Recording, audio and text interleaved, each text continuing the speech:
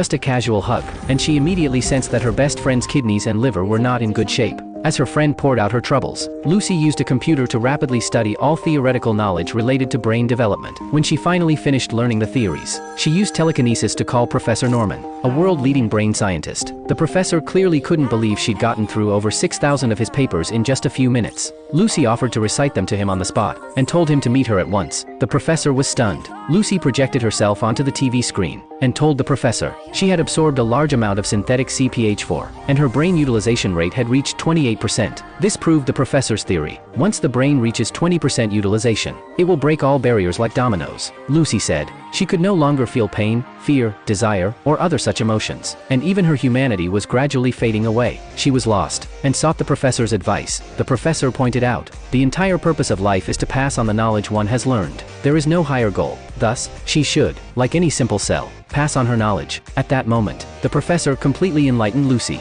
She not only had to pass knowledge to humanity, but also figure out how to break the shackles of time. She told the professor she would come to him in 12 hours.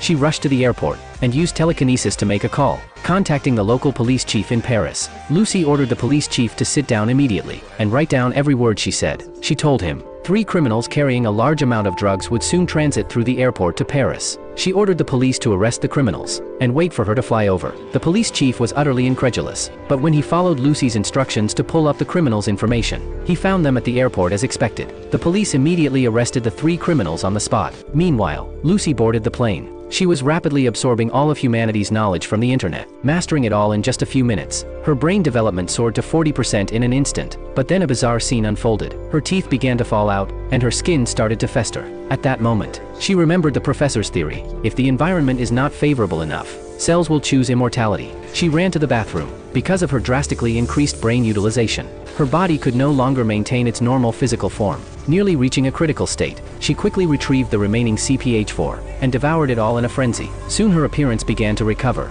but then her body disintegrated into ash and smoke.